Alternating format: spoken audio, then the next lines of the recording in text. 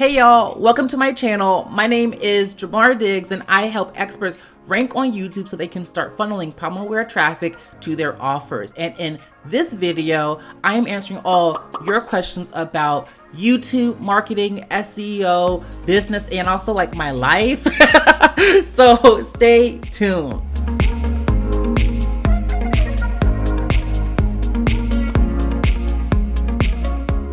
Okay, so let's get into this right now because on Instagram, if you're not following me up on Instagram, go ahead and go there, go to @JamarDiggs. But on Instagram, I had sent out a poll asking y'all to ask me questions about all things YouTube marketing, whatever. And I love the responses. So I'm about to go ahead and answer some. I'll read them and answer some to you right now. Let's go ahead and get into it. Okay, so this question comes from mindbodyfit.live and she just put recording with jet noise. So she's like, sorry for yelling, that was at the jets. Thanks for your help. Okay, so whenever it comes to jet noise, that's kind of like the beauty of editing, because I have like some crazy stuff going on inside my city too. But what I like to do is just pause and stop and just go.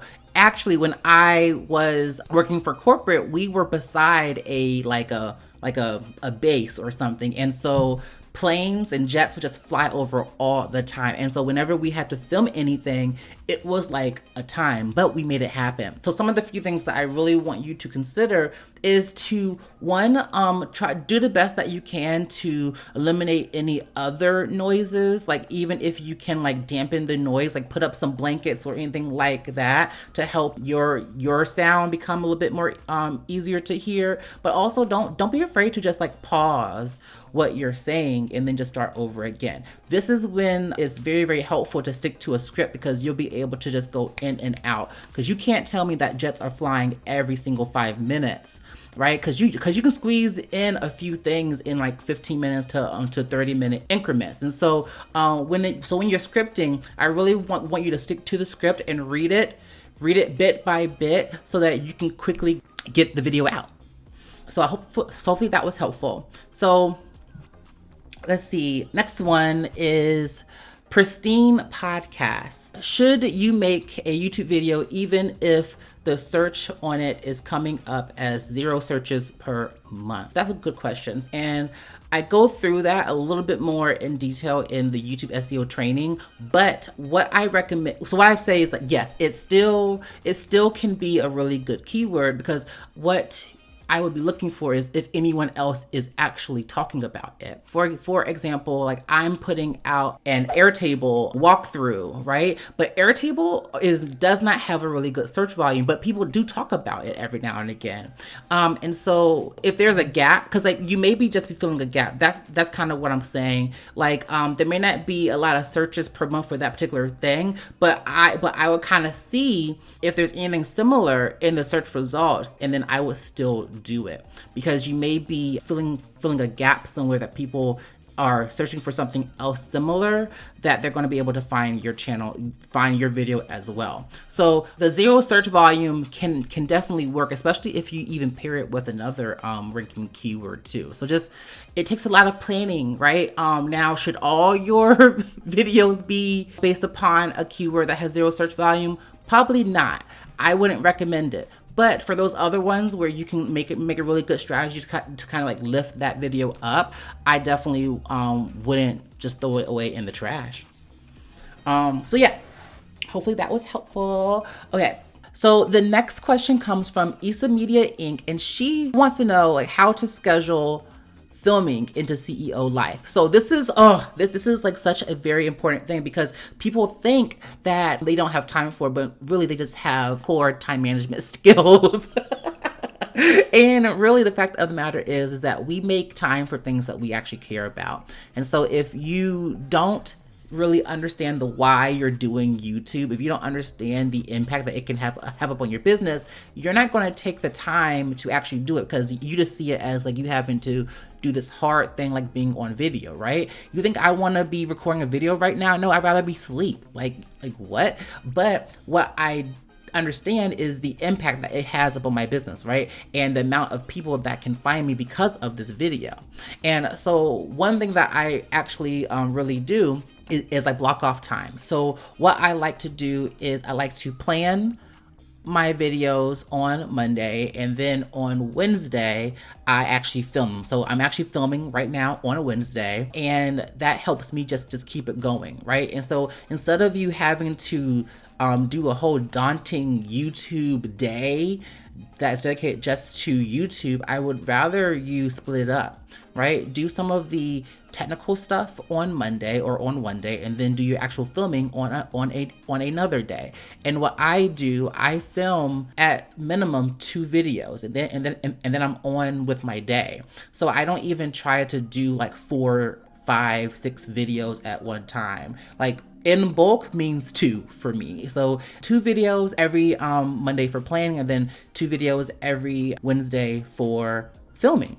It makes it very, very easy, and it takes me probably about an hour and a half at the most to get everything done. So it's really, really great. But yeah, that's what I would recommend. So I recommend time blocking, but also separating your tasks into really manageable pieces throughout the day, which also means that you need to make sure that your other CEO tasks or like your other business tasks that you have are also organized. Like, I run my business through my calendar, and so I know exactly how much time I have for certain things. So if you don't, that may be a red flag for you just not being as organized as what you need to be for your business, because as you grow in business, you're going to have a lot of moving pieces.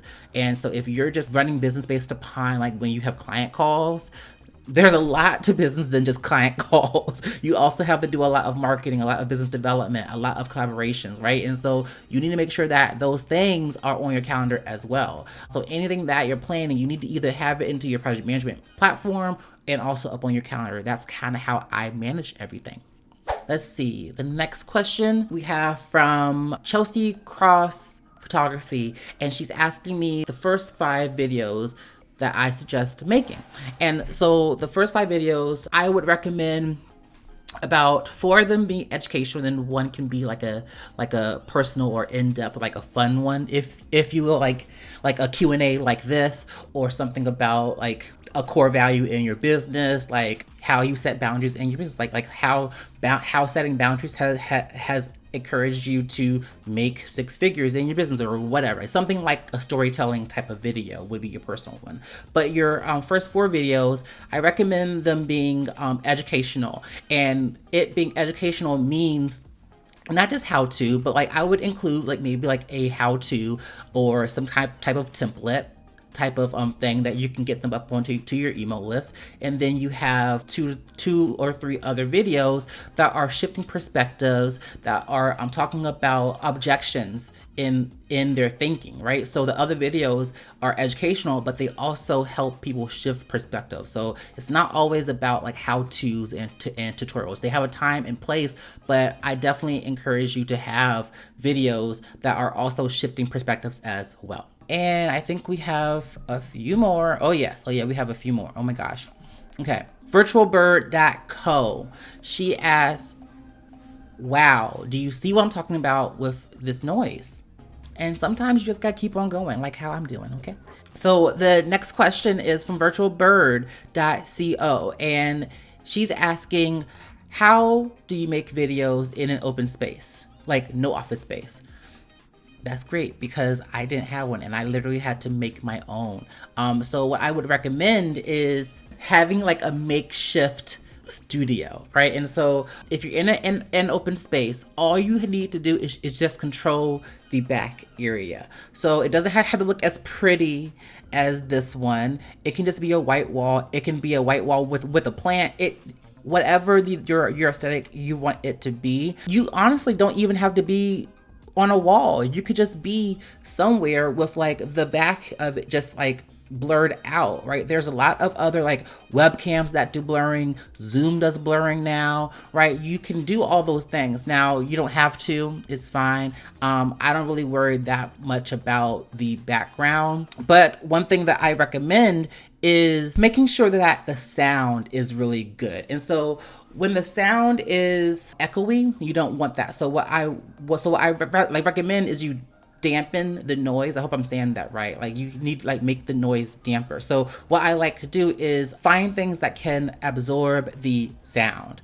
And what I do is I buy moving blankets. The first time that I started my channel, I did it in our like man cave game room area, and it was brick, right? So it was just echoing everywhere. So what I did was I got 2 garment racks and I put moving blankets over them so that it created a box kind of format for me. And so whenever I would talk, there were moving blankets up on the floor, on the side, and also behind my camera. So like whenever I talked, it didn't echo. It didn't bounce off of the brick walls. It was absorbed by the blankets. And so that's really what I recommend. I do talk about this a lot more in detail in the how to film your YouTube videos training. So definitely get that, you guys, if you're interested in more about that.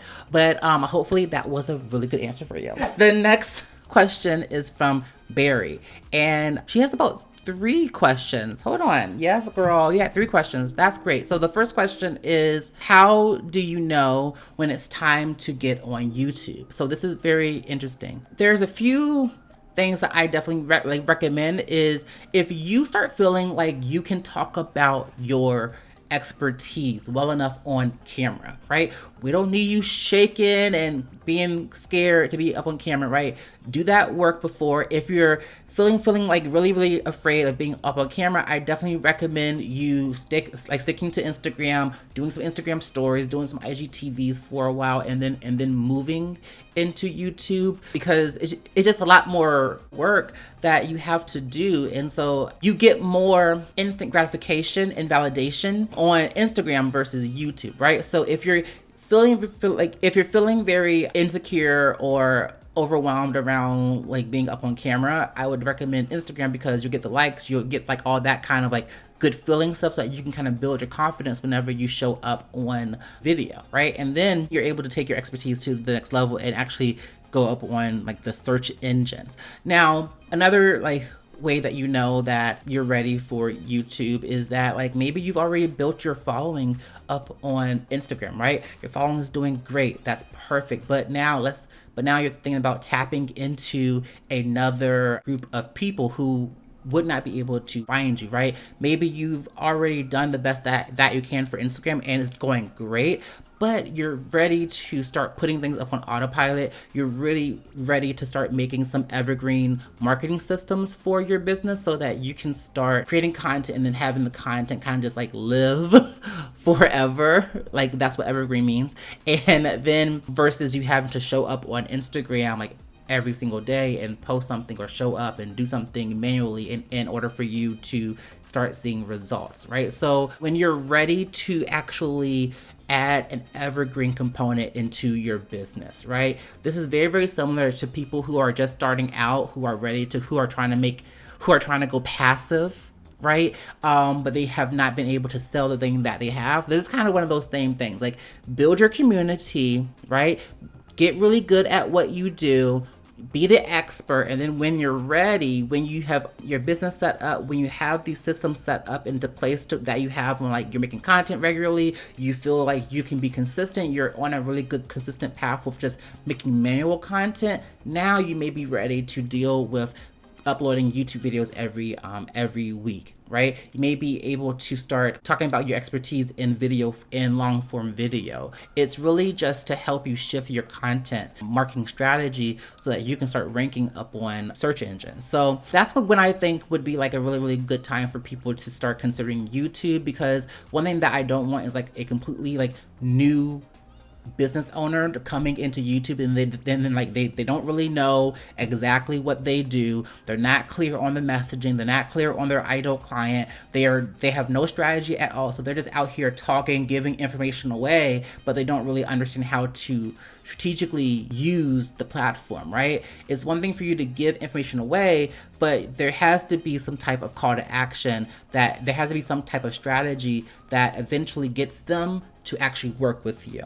And if you're not sure on how that customer journey goes, or if you're not sure on like what you do and how people find you, then it makes it very hard for you to have for you to make a strategy, or even for me to make a strategy for you up on YouTube if you're not really sure on who you're marketing to. So yeah, then your next question, Barry, is part 1. I know I'm the CEO, but part of my CEO role is influencer. How do I find a balance? And then she says, part 2, is totally okay to snatch my edges. LOL. I won't feel attacked. I'm so weak. Okay, so that was her 2 parts. Okay, so let's look at your stuff. Because when you say influencer, helping modern women fix problematic periods using body literacy and belief shifting is my jam. I love that. Okay.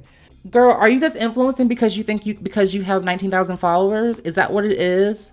And maybe you get brand deals. That's great, but that stuff is passive for you, right? That shouldn't be. You have a business here. You are a menstrual health coach. That's what you do. You are the CEO. Part of your business can be influencer. Part of my business is speaking, right? But what you have to do is understand where are your priorities for each channel, right? If you're building up your YouTube channel, then you need to not think like an influencer and act like a CEO, right? And that's me to just jumping the gun.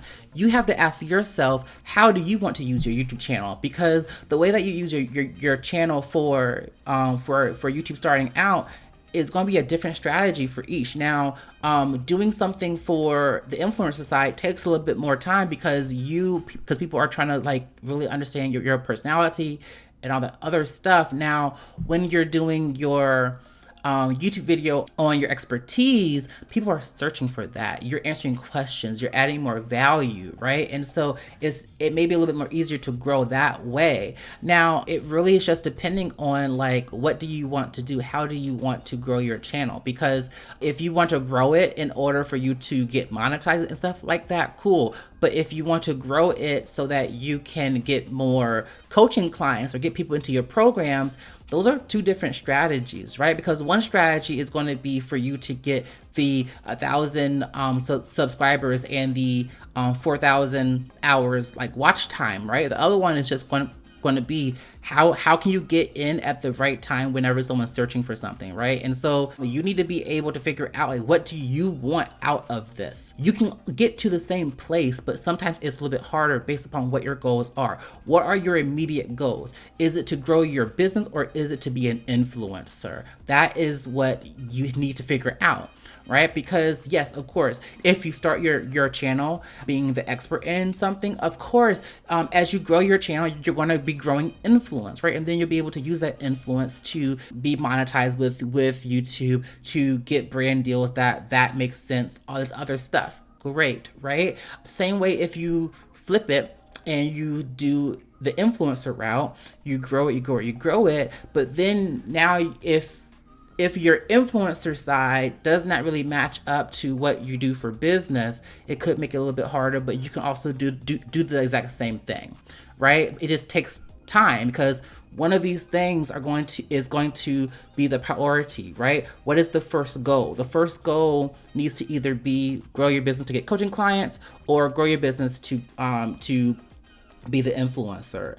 And then you can go off and do whatever you want to do. It's all about really, it's just niching down. That's literally what it is. Niching down so that people know what the heck they can expect from you. And then after they know, like, and trust you, you may be able to like switch things up a little bit. It happens all the time.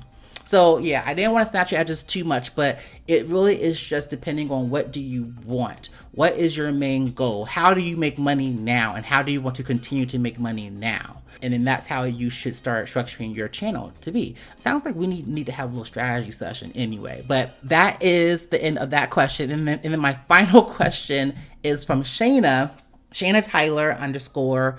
She says, do you ever think about Instagram coaching again?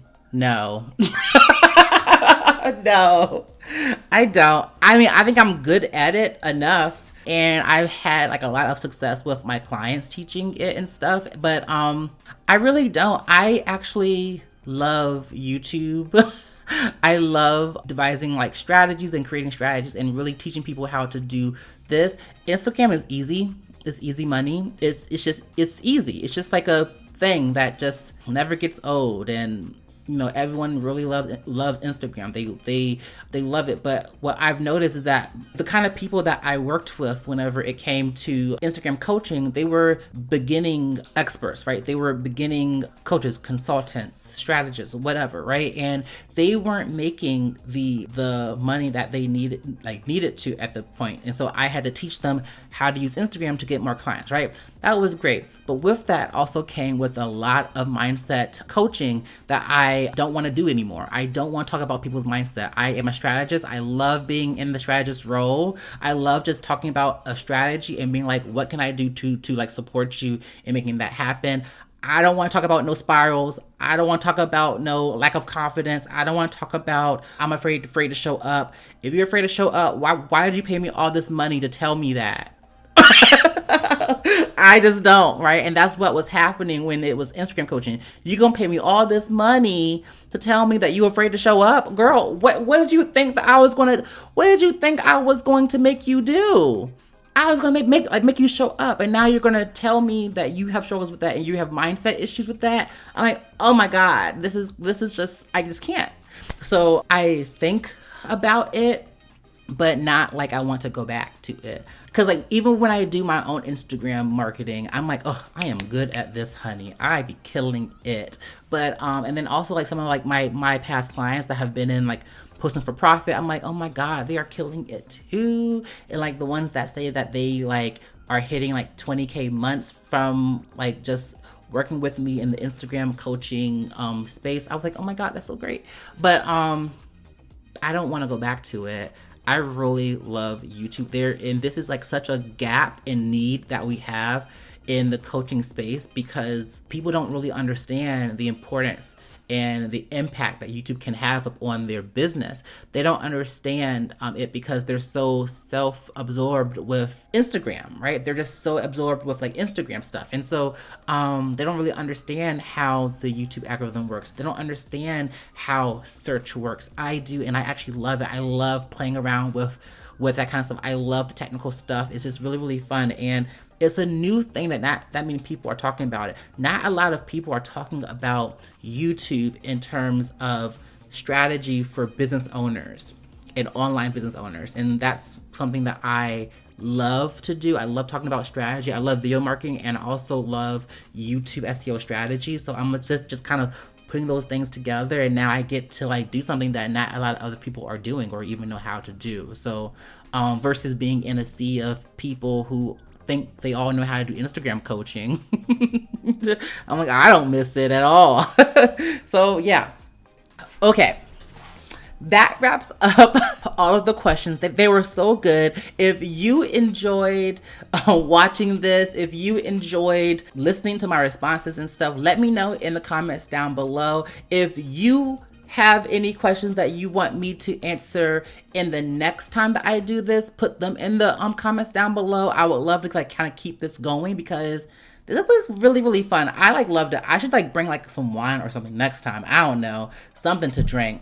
But if you like this video, please let me know by giving it a like and subscribing to this channel. And I will see you in the next video. Bye-bye.